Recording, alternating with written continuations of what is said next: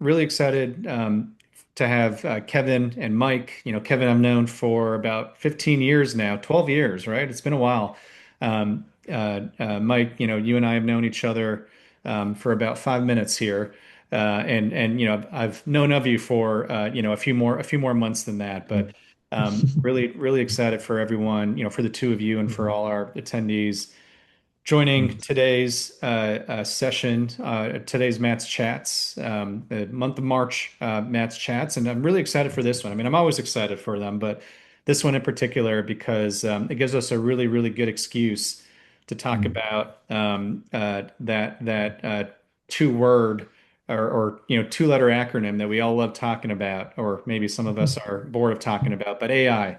And not just because it's cliche to talk about AI, but because both Kevin and Mike are using AI and automation in really interesting ways. So excited to dig into inventory and demand planning with Mike, and how he's building tools to solve that. And then of course on the warehousing side, Kevin and his team at Cytronic are leaders in that space. And many of you may not have heard of Cytronic just yet, but I know Kevin's confident that'll change, and I am too. So yeah, really really excited to dive into the conversation here. So. And then I will be, remiss if I didn't say that last month, our February session was, the first time that we had one of our 3PL Premier members here at Third Person sponsor an episode. This month is the second one. So Kevin, the CEO and founder of Cytronic, he is the sponsor for this month's webinar. Again, for those who are unfamiliar with Cytronic, they are a warehousing company, a fulfillment company that is 80% cheaper. So I'm very, very interested in talking to Kevin about how he can be or how they can be 80% cheaper. But I know they can because I've seen proposals and I've seen rates, and I can attest to that. But eager to hear about how they can support being 80% cheaper.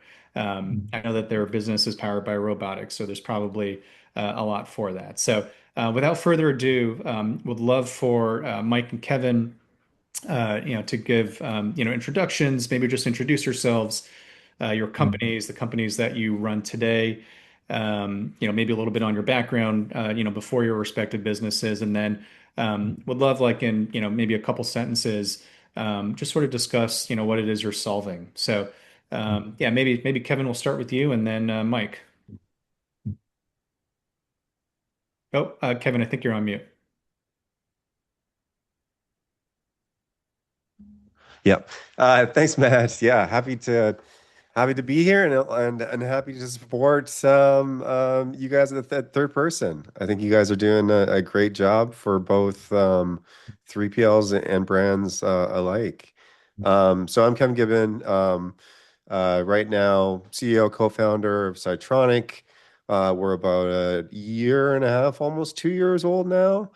And yeah, our whole thing is that we want to help out brands. We want to help out independent brands, and one of their biggest pain points really is the cost, the speed, the reliability of fulfillment, and I've been in the fulfillment industry for with Matt, so I hired Matt at my first company. Ship was a venture-backed company, consumer shipping company where we had warehouses around the U.S.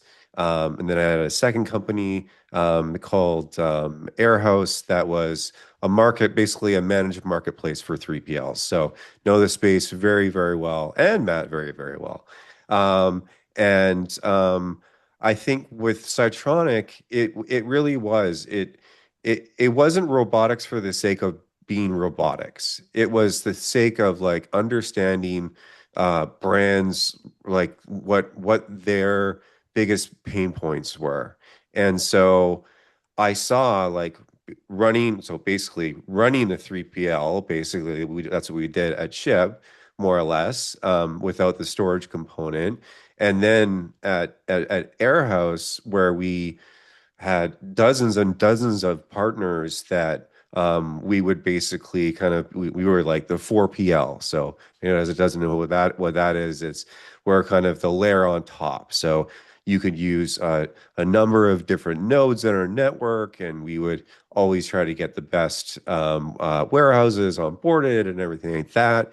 And like the big pain points for the brands really come down to like reliability, cost, right? Like if you think of fulfillment and shipping, like a really great brand has got it down to about 7% of AOV. Typically, a lot of these early brands are over 20%. So, say if you have it's $100 average order value, you're spending like $20 on the fulfillment and shipping based on where your stuff's located and how much you're paying for fulfillment. Um, and so cost is a really big driver of growth, and you'd much rather your customers go to your website than go to Amazon's. Like I'm even guilty of my favorite brands. It's like I would love to go and support the brands, but like when I see that 7 day window of shipping, it's like very tempting to go over to Amazon. I do quite often. And so the robotic piece is really just like it's now kind of came to the point where costs have came down low enough, and the technology is there, that you actually can automate enough of the actual 3PL process. So at Cytronic, we're not a full 3PL as far as we'll do all of your B2B, and we'll do like we are today the best returns place ever. What I could say is we are the lowest cost for DTC shipments for smaller goods that are non-fragile. So on the fulfillment, instead of paying like maybe if you're paying 250 or $3 an order for fulfillment, ours is 50 cents. And we're still able to make actually very good margins. But it's we're not trying to boil the ocean with robotics. It's really for a specific customer, for a specific volume type, which is a high. We go for mid-market brands typically. So aiming for people that are in the $50 million to $500 million GMV kind of space. And I mean, we're just looking to accelerate their business and get cheaper shipping, cheaper fulfillment, more nodes, cheaper shipping, and then allow them to just have all the relationships with the customers, and have as good of an experience, delivery experience as you would getting at Amazon, for example. Awesome. Appreciate that, Kevin. I know there's looks like there's a couple 3PLs on the webinar as well. So we will definitely get into how we can go from $2 an order to 50 cents an order without maybe sharing all your secret sauce. Although, it's robotics, right? I mean, Right. I mean, so it's hard to replicate, but no, appreciate that. And Mike, yeah, we'll love a little bit of background on who you are and the business you're running, and some of the problems that you're solving. Thank you, Matt. I'm very happy to be here. I'm Mike Lee, founder of Conative AI, and I'm an immigrant entrepreneur. I grew up in Vietnam, came to New York in 2005, started my first company in 2007, CBI Digital, which is a performance marketing agency that I run for 18 years, working with a lot of e-commerce brands as well as enterprise clients, right? And by working with a lot of e-commerce brand, I realized there is a big gap in the space that I don't see a clear solution for, which is the disconnect between marketing and inventory have created a lot of inefficiencies for the brands. I can see many fast growth brands have to slow down because of stock out situations. I've seen overstock really burn cash for many brands, and cash flow is very important for the brands, especially the growing brands, right? And that disconnect create a lot of problem, and also see that the process of inventory planning and demand forecasting is very manual and either very simple and not accurate or very complex with a slightly better accuracy. And today we enter the area that, of AI that can unlock a lot of value in new way to do demand forecasting with better accuracy and with the simplicity that we're all looking for. So Conative AI, we use deep learning model to replace the traditional forecasting methods that have a better accuracy and lower risk. And we leverage agentic AI to change the way the brand do the demand forecasting and inventory plannings. So that the basics of us at Conative AI. I'm interested in AI since like 2019, which is when I built my first AI team. But I created Conative AI about 3 years ago, and we already like I think got the SaaS award for the best product analytics SaaS 2024, and we win the AI intelligence award for the best business intelligence software in the space for inventory. That's amazing. Mike, I think this is the first webinar where we have three immigrant founders and only immigrant founders. Yeah, both. I mean, Kevin and I, our journey didn't start as far as Vietnam. We're from up north, but it still counts, right? But That's yeah, awesome. I appreciate you saying that, Mike. And obviously, there's a lot of empathy with amongst both Kevin and I. Immigrants for the win. Um, Yes. uh, And Mike, also USA. yeah, Yep. yeah. Well, I So mean, you were rooting for Canada the other week, weren't you, Kevin? I wasn't until they Mhm, lost, and then I mhm, told everybody at the office, mhm. of course I was rooting for the U.S. because I'm That's a right. U.S. citizen. That's right. That's right. Yeah. When it comes to the Olympics, I'm usually Team Canada, but Yeah, I am too, of uh, course. especially hockey, right? Yeah. We invented that. But Mike, I want to sort of start with, or go back to you. Um, uh, want to so just thinking about the pain that you're solving for brands, and also I just want to clarify your like ideal client is a brand. It's not a 3PL, right? You're selling to Yeah. e-commerce merchants. So the we actually that's a very good question. The first thing, our ideal customer is brands. Our goal is to bring the advanced AI technologies that normally only available for enterprise client to the growing brands. So we work with brands that do between 10 to $100 million in revenue, in mostly, and we actually have partnership with a lot of 3PLs because the 3PL knows the brand inventory pains the most, right? And we can just add value to the brand and we support the brands together. So I think that is the one strong partnership direction that I leverage to grow Content AI together with our friends and partners at the 3PLs or ERP solutions. So the pain we're solving, as I said earlier, the first thing is that there are many brands suffering from like the very bad trade-off, right? Either I have a brand, a beauty brand that do think very simple, the average sales per day in the last 90 days, right? And multiply for the next 90 days as the baseline to the forecasting and run into all kind of like seasonal problem, all kind of marketing influence demand problems, all kind of stock constraint that affect the sales problem. And that lead to a lot of overstock and understock. So that one side of the spectrum, like very simple way to do things, but very not accurate. But it's simple, especially for a growing brand. You don't have very large team. You have one or two person handle all process. That's the most you can do, right? Even that's not ideal. Just the only thing you can do. And on the other side, I have brand and inventory planners that work with like very big brands. And she told me that like my spreadsheet have 60,000 rows and it keep crushing. I don't need your AI to beat me. Just get rid of my pains on the spreadsheets. So either it's very complex. And like the rules have 150 rules to account for all this kind of scenarios.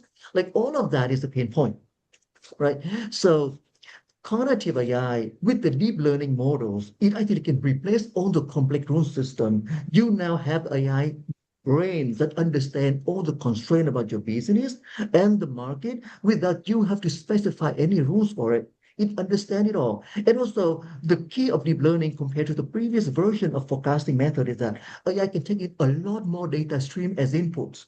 So you not only put in the historical sales like most people do, you put in all the marketing signal, you put in the historical stock out, you put in the market signal if you need to, and you put all of that data in. I have a broader understanding about the business, and that allow us to get better accuracy and also reducing the risk of forecasting. And now with agentic AI, right, we have AI agent to execute the task. So AI no longer will just answer you question, it can actually can perform the task for you. So with that said, I have brands that spend between 10 to 15 hours every week just aggregating data, calculate the baseline for the forecasting. Now all the effort go down to 15 minutes. It's become so little like lifting. So it just changed the way we work with inventory. So that's the main focus for us with cognitive AI. The demand planning process will completely change with agentic AI and the deep learning models. Yeah.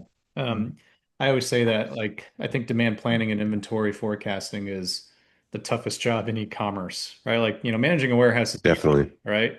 It's not easy, but it's easy relatively speaking. But, demand forecasting is like trying to play the Powerball every week and, trying to call the right numbers, right? It's really, really difficult. So, yeah, I love I think you said it sort of reduces a user's time from 15 to 20 hours a week to 15 minutes, which is exceptional, right? I mean, that's part of the reason why you're seeing these very large businesses lay off a lot of people because, you can do 10x or 100x, the output with a single resource. So yeah, go ahead, Mike. So I would say the one part of why the reason demand forecasting and inventory planning was so complex because there are various unknown factors that can influence the demand that make the selling pattern very different from the past, which people are kind of lean in to the past to do the forecast in the future, right? And the good thing about AI today is that because it can get more input into the system, it now accounts for all the major factors that create the discrepancy. And because of that, it reduces the risk of the planning process. And I would say that if AI can make the job a lot easier for people, but it only takes us, the inventory planners, with our experience to validate and make the final decision because AI, as of now, do not take responsibility as we human do. So the reality is that I believe, in the future, we become the leaders and we no longer need to bother with the day-to-day hands-on task anymore, right? That part of the job is basically gone. But it takes us a lot more important than ever that we need to have a very sharp mind to make a good decision on leveraging AI to create value on Absolutely. this note. Yep. Kevin, same question for you, but obviously with a warehouse operations lens. So, like, what's the operational pain point that you're solving at Cytronic? So again, kind of going back to like what we do and what we do well. Like we specifically are not trying to do everything, and that I think is like especially like we're talking about not software AI here. This is actually like physical AI, which I think is one of the next frontiers in technology. And we're solving a very narrow use case that it's very much certain size. So we have very small but very dense, very high throughput warehouses that can get an order from an ASRS system. So that is typically there's probably about 13 different vendors around the globe. AutoStore is kind of one of the leaders. You basically, instead of storing your items on shelving, it's in a bin system. You have these robots that will actually go and queue up the different items to be picked. And so we basically picked the outbound process to fully automate. So from the actual the ingestion still is manual on our side into the ASRS system, but from the ASRS system to the actual picking of an order from a robotic arm to the actual putting it into an auto bagger. And we're shortly going to be getting more advanced on the actual cardboard packaging.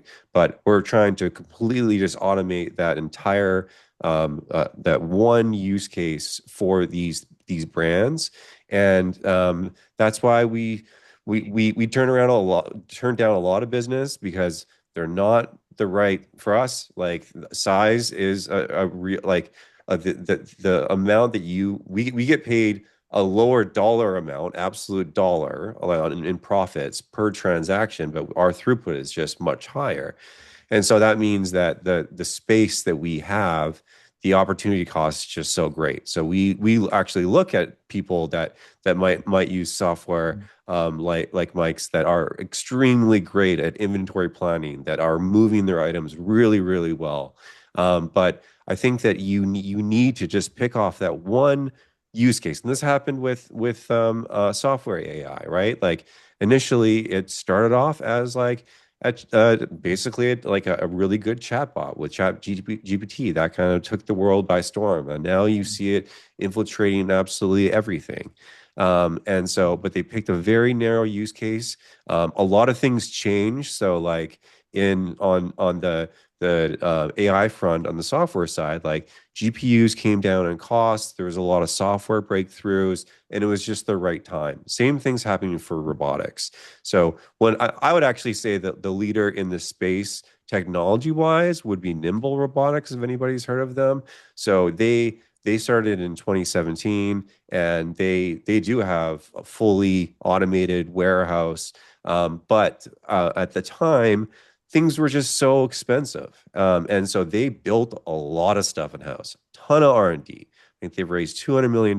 They just took a big check from FedEx, and they were really focused more on the actual creation of the robotics because it did and the AI because it didn't exist.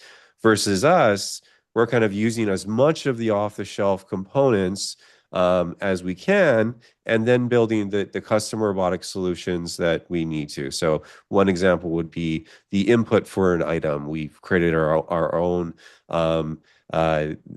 imaging system that has one SKU comes in, it takes hundreds of different photos, and through machine learning and the computer vision on the picking arm, we're able to know this is how many of these items are in this box, and here's the precise point to actually pick up this item with this suction cup and robot, and then put it into an actual order tray, which then you could have multiple items and everything. But it's really sticking to that one very, very thin use case.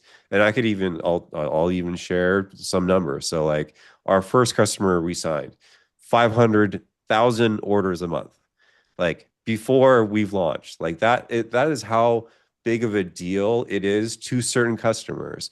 But we're not trying to boil the ocean. Like I think that there is so many different reasons that you use so many different 3PLs and why we're not the best fit for you. Like I think that like knowing that the 3PL landscape, I think that the kind of call it mom and pop or the e-commerce store that got turned into a 3PL or something like that are some of the best 3PLs out there for a certain size customer.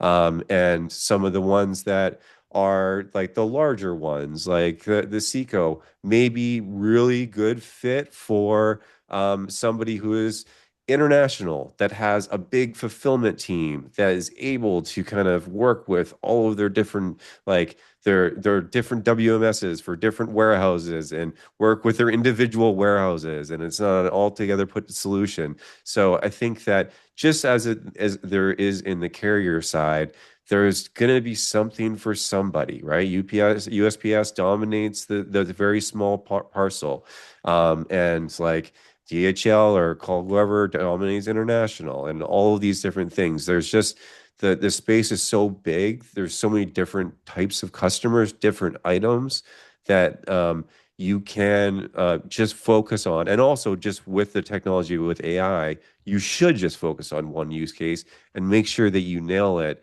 like 100% versus going very broad, which in early internet days, companies did everything, and the same thing goes with the 3PL space, and that I think is going to get more narrower and narrower in our space as well.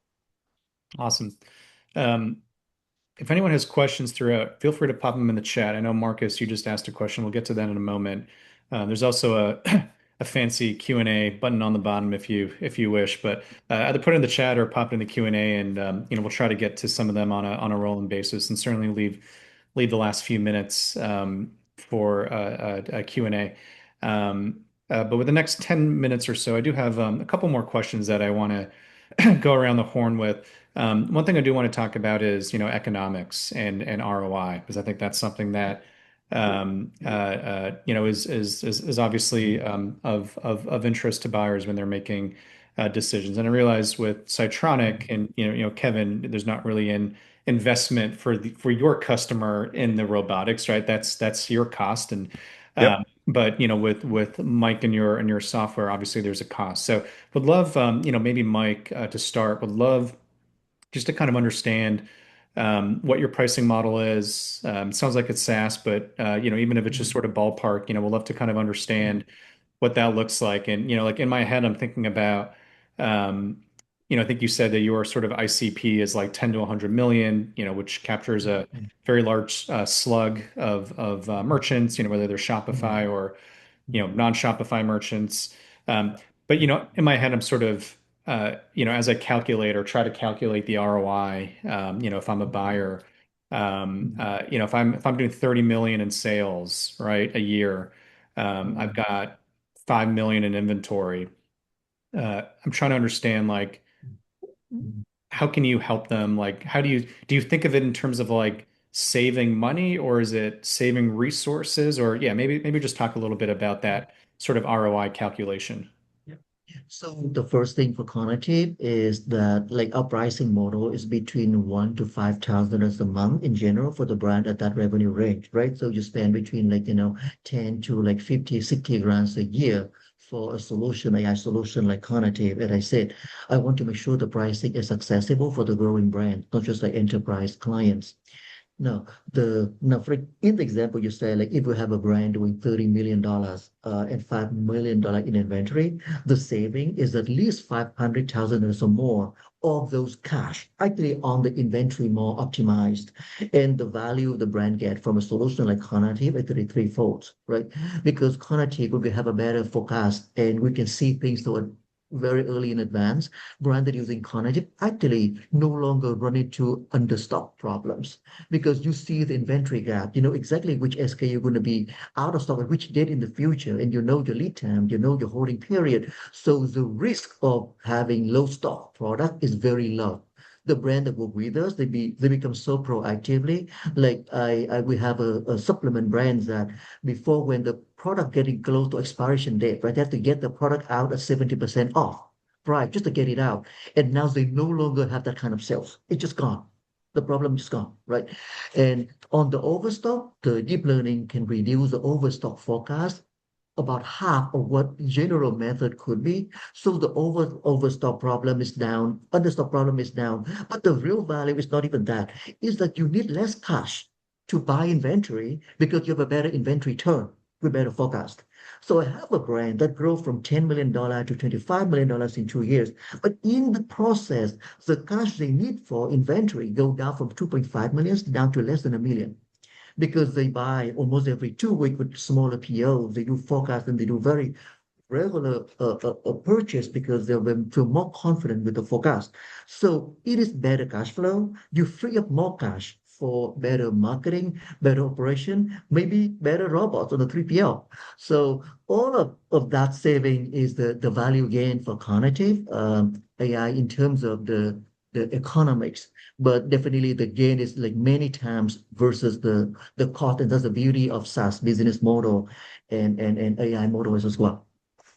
That's great. Yeah, I know there's, I think I mentioned this earlier, but I do see a handful of other 3PLs on the call, and it could be really interesting for them to meet you and the team, Mike, and as you said, just to kind of share what you're doing with their customers, and certainly Kevin and Cytronic with his brands, could be something that they can kind of help introduce to their clients as well, because better inventory management not only helps the brand, but helps their fulfillment provider too, right? 3PLs or warehouses do not like sitting on storage, right? They're not storage businesses, right? They make very little money there. They make their money on throughput, right? They Hmm. they wish, That's they wish right. that inventory turns 300 times a year, but it certainly doesn't, right? Um, Kevin, similar question for you in terms of Yeah. sort of economics and ROI. So, let's just take an example of like a brand that's doing 100,000 orders a month.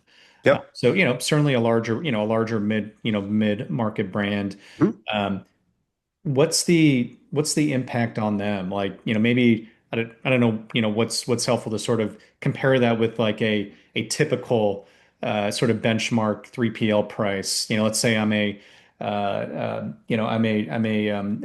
supplement brand, right? I sell, capsules of whatever, some vitamin or multivitamin. I have a couple of units in an order. The order weighs, 1 to 2 pounds. Again, just very typical. Um, typically,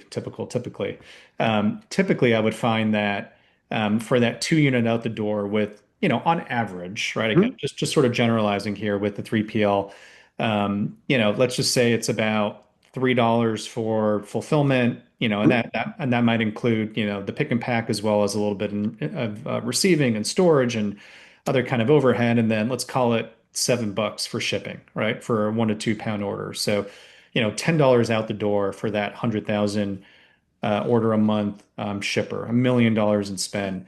How does that sort of compare with, your pricing approach or, economics? Yeah, so again, we are very choosy in who we actually will take on. So we we are just not the right fit for customers that don't move inventory, or if they stop moving them, we will unfortunately will just have to hopefully move them on to another 3PL. That's just not what we're designed for. And so where we can really dig in is the brands that really have these items that move. And so, and I'll actually answer one of the questions on here as well. Like, how do you scale up the operations without it interfering with current operations? We're not going to be all of the operations for these brands. They're large enough that they can actually have different types of solutions, just like you have like your manufacturer can be your 3PL, but also typically it's not. And so we just do the D2C for these high moving brands that have that the kind of the like apparel brands are awesome. Like anything in the beauty space is great. Like basically 75% of what like the Shopify would serve as far as product type. And also, I'll answer the next question. Does it actually require different robotics?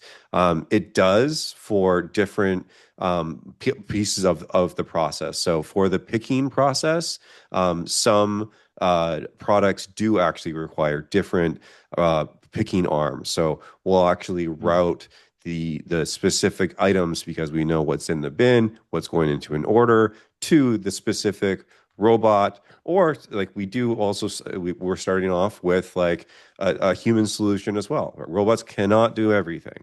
And so whether that's like picking up stuff, if the robots have thrown the stuff around, like in the early days, I know that Nimble went through a lot of that kind of stuff. There's always going to be somebody there. And our job is just to reduce that as much as we possibly can. But for the actual brand, the tangible piece is like, we'll be able, depending on what your AOV is, like, we'll be able to reduce what your actual cost is by 3% at least upfront on a transaction, your overall transaction. And so it will be 80% on the actual fulfillment side.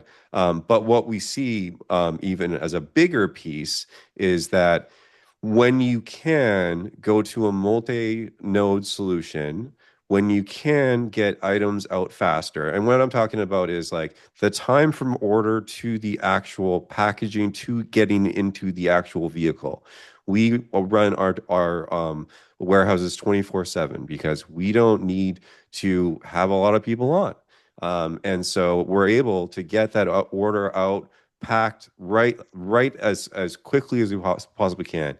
Our throughput right now, 25,000 square foot warehouse, we could do up to 44,000 orders a day. And that's with a handful of people running three different shifts overseeing the robotics. That is unheard of in the industry. But again, not for everybody, not for every item type.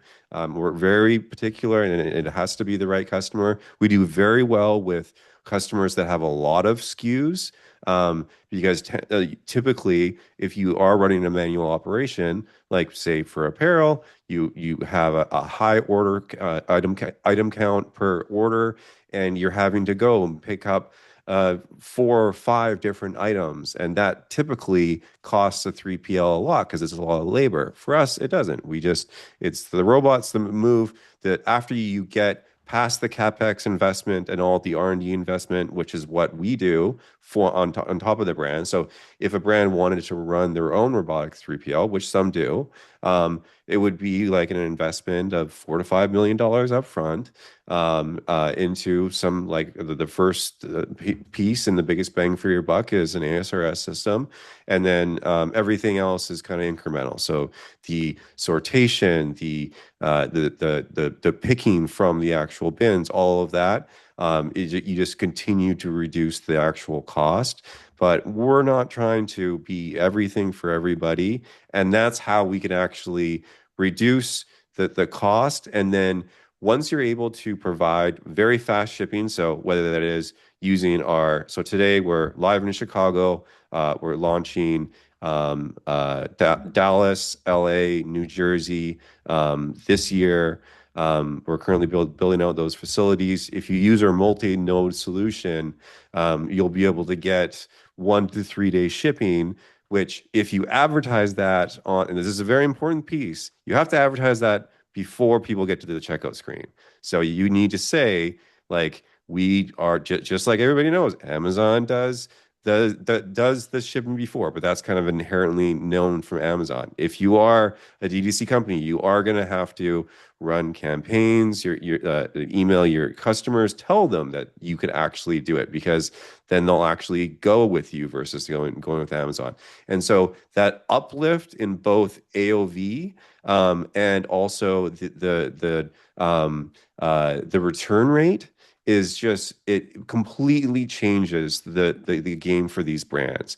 You get people that are coming to you that would have went to Amazon, that you make probably about 40% less gross margins selling through Amazon than you do your direct site.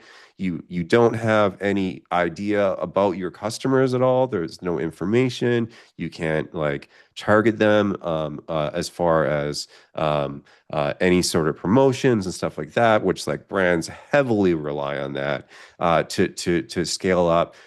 Direct to consumer is for sure the best way to run a brand.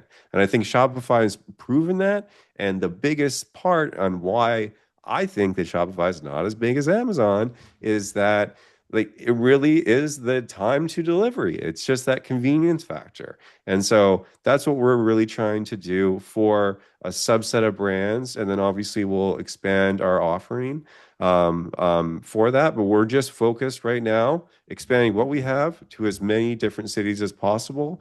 And then having an even faster solution. So a next day solution that's as cheap as USPS Parcel Select or something like that. That is just unheard of in this industry. But it all kind of comes down to absolutely everything. Like how many days a week you're running, how long does it take to actually pick, pack, get it into the carrier's hands, all of those things. It's a lot of the existing 3PLs, obviously do the best they can, but they have labor constraints and they have shifts and they don't run 24/7 and all these different things. With robotics, it just changes the entire way that you can actually run a warehouse. Awesome. Thanks, Kevin.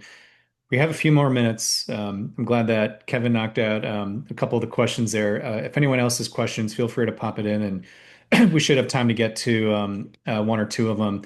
I do want to discuss one more area, really more kind of forward-looking, sort of what's next. When we look out, gosh, like thinking about 5 years from now, it just seems like an eternity with how quickly things are moving, right? Like 5 years ago, no one knew what ChatGPT was. I'm not even sure if ChatGPT was invented, right? I guess Sam Altman was probably playing with it, but it certainly wasn't public. I think it launched publicly. I mean, Mike, you probably know the exact date, but yeah, it was certainly within the last 5 years. So, gosh, it's crazy to think 5 years from now, but let's just try to think a few years from now. Um, I guess like what will maybe starting with Mike, will AI eliminate human inventory planners and other demand forecasters? If you're a brand, starting an ecom brand, like is this one of your first hires, or like do you think twice because of tools like yours? So the first thing I think definitely 5 years too long as a forecasting horizon, but this one given how fast AI is evolving. Uh, I believe that in 5 years, AI will become very independent. I don't know if we reach AGI yet by that time, but AI agents, for example, can operate independently as a digital employee. That's, I'm pretty sure about that. It have his own knowledge, his own like brain and computing power, his own decision making. So that is obvious. Now, I often tell my team that if you rely on your value as hardworking people, you're not ready for the future. Like hardworking is no longer a virtual, right? Because AI is working harder than us, is will not have any office drama. It don't ask for the raise. Basically, it's just a better employee.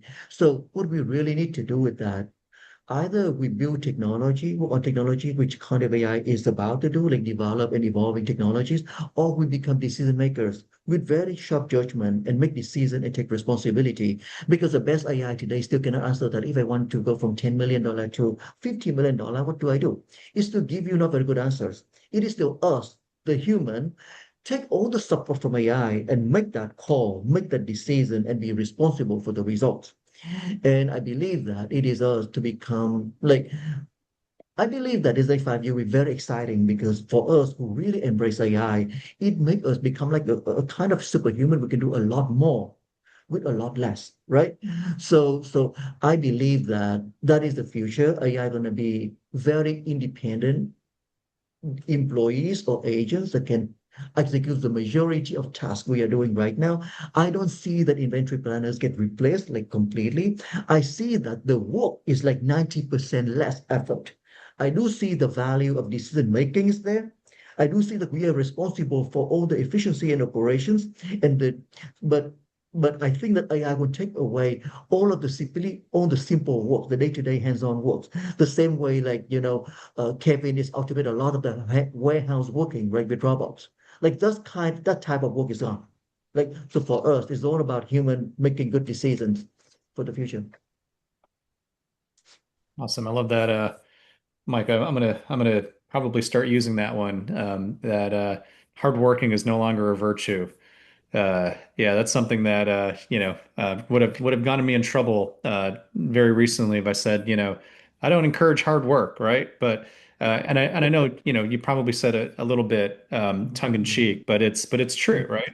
When agents are running scripts overnight while we sleep or while we're out at dinner, they work harder than us and are better at absorbing information. Maybe one or two quick questions, and then we'll let everyone get back to their mornings or afternoons here. Um, Kevin, I do have a question for you. Yeah, What do you think? I mean, given that you're at the forefront of technology and physical AI, as you said yeah, yeah, yeah. earlier, like what do you think is overhyped in supply chain AI right now? I think what's overhyped is like the all-in-one solutions that kind of do everything for you. I don't think we're anywhere close to that. I think, yeah, that is something that is, yeah.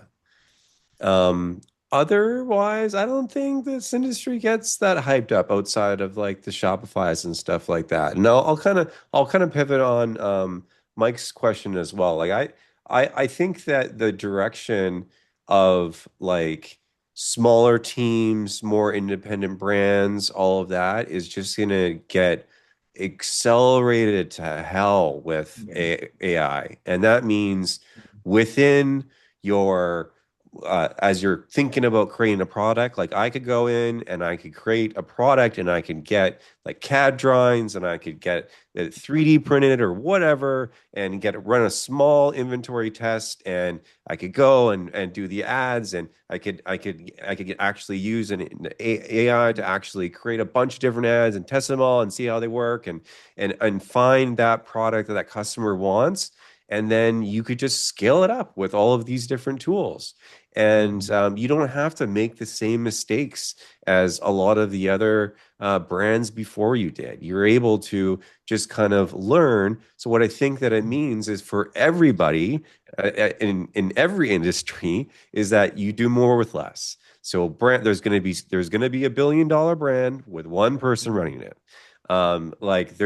There's going to be the 3PLs of the world. They're going to get smaller, more efficient. Like even the human operated ones, there's going to be more both software and both robotic AI that's going to be introduced, just like every single other industry. So I just think that things are just people are able to do more with a lot less.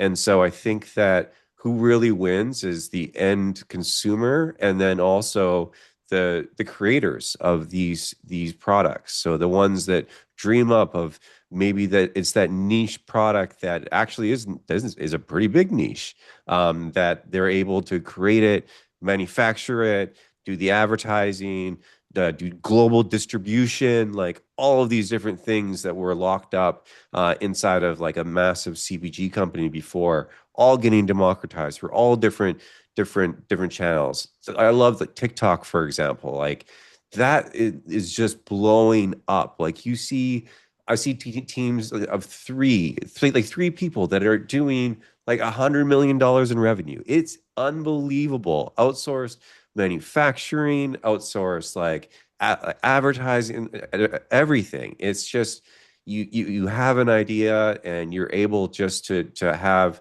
like these agents work for you or whatever. And I think it's just going to take every industry by storm and e-commerce, logistics, like everything is going to be completely changed. And I think that the winners that are going to be working and building these companies are the ones that really embrace it. You have to. You have to know how can you leverage ChatGPT for your work, whatever that is.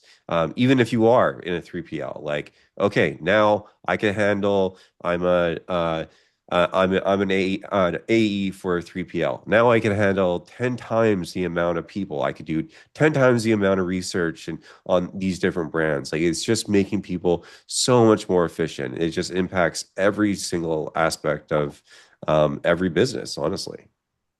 Yeah, great. Well, we are out of time. And I want to be respectful to people's time. I did pop in the websites and the LinkedIn profiles of both Mike and Kevin. I know they'd love to connect with anyone offline. But yeah, thank you, gentlemen, for joining us today as panelists. Thanks to all the attendees. Again, this is recorded, so we'll be able to circulate this over email after the session. But yeah, thanks everyone for joining. This has been a really fun conversation, and look forward to seeing everyone next time. Enjoy your day. Thank you. Thanks, everyone.